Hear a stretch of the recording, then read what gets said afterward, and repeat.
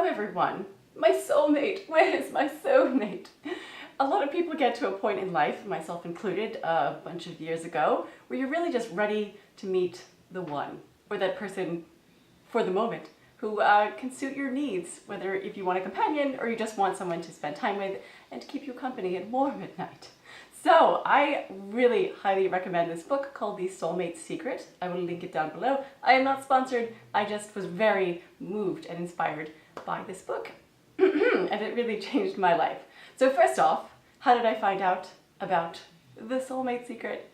I actually was at a singles party years ago, and it was an abysmal event. I absolutely hated it, and I was leaving, and I overheard this girl with a crowd, like a flock of her girlfriends around her. I guess she was meeting her failed girlfriends at this singles event after it. And she had a huge flock of her friends around her and was telling people how she had met her fiancé. And basically, she read this book, and it's very spiritual. She said after following what to do, in 30 or 40 days, she met her now fiancé. Girl, I was like, what? So I literally leaned over to this complete stranger with literally 20 people around her, and I was like, excuse me, what's the name of that book? So that's how I found it. So the first thing I want to talk about with this book is the power of positive thinking, which we all know all about, but it seriously works, because if you're really negative and you're like, oh my god, the guy I just went out with, he's self-absorbed, or oh, this girl, she drinks too much, whatever it is, or she brings a lot of drama that you're attracting, if you really focus on it, you will keep attracting the same thing. And it sounds silly, but it's really true. So you got to get rid of that negative thinking and flip it over to positive. And so an example with this, people are very, very positive about things in life, like getting a job or buying a house, that they know they're going to find a job, or they know they're going to find a house that works for them, or an apartment to rent. It's a guaranteed, it's going to happen. However, that same certainty with finding someone to date or to be your soulmate or to be your partner, people completely doubt, which I get it, we get so tired and jaded of dating and meeting people. But if you have that same certainty that you're gonna find someone that will work for you, that will yin yang and balance you out, it makes it much easier if you're like, I can take a breath of fresh air, I know that he or she is out there. So, what are the steps? What I want to break down, obviously, you gotta go read the book. Go run to your library right now, or your Amazon cart, and buy the book. I will link it below. But the main things with this book that you have to follow are 2 steps. 1, you gotta make a list. And I know you're thinking, oh, I've made lists before of what I want in my perfect partner. But the list I want you to include is basically how you want to feel with your significant other. So rather than saying, I can't stand someone who doesn't listen, you put down, I want a good listener. I want someone who is affectionate.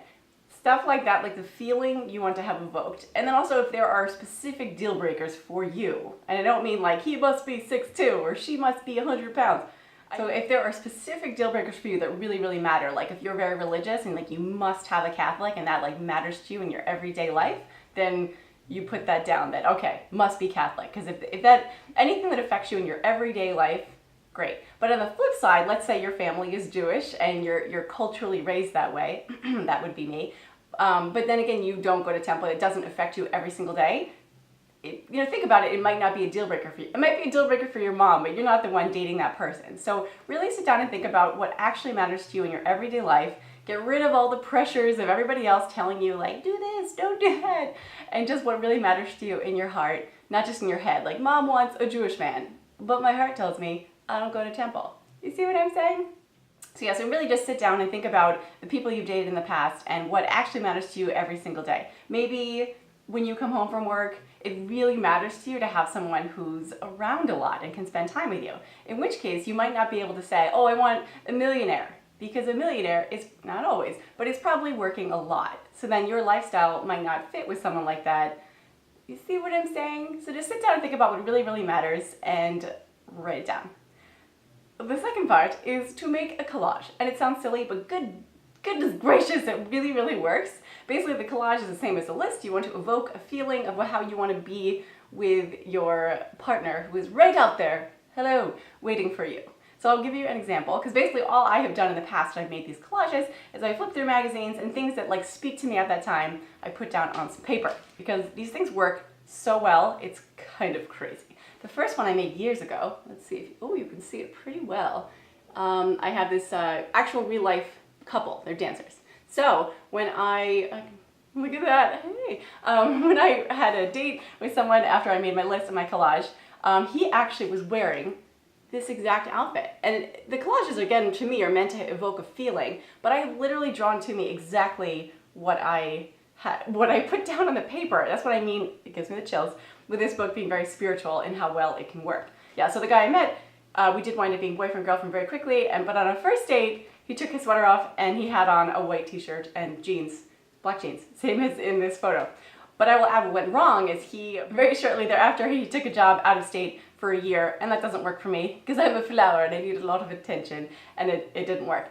But it's interesting, in my picture I actually had little birds. See the little, I don't know if you can see, those little birds with umbrellas kind of saying like they're flying away. So my next partner had to be grounded, staying in the city, shall we say. So I made this one, and I adjusted my list that the person was going to be staying in New York or staying local, and it's so funny because the person I dated looked really similar to that. He wound up having blonde hair.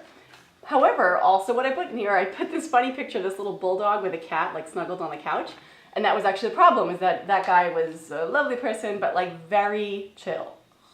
Very, very chill. And I need someone a little more energetic at times, because otherwise I want to just fall asleep. So that didn't work. So then my final collage and list I made before I met my husband. And I didn't put my ring on because I'm home right now, but imagine huge rings here. So then I made this one, which is very long. I just kind of went a little wild. It was on his wall, and I had it on my collage. Bam. Another thing I want to add is I think we have many soulmates. It just depends on timing, and yeah, so don't worry that, oh, you think, oh, I've had the one great love of my life, or oh, I already broke someone's heart. Don't worry. As time goes on, you'll find another partner that's meant to be for that point in your life, and don't stress. Just keep it positive. Read the book. I hope this has been helpful, and it's been fun telling you about it. Have a great rest of your day. Bye!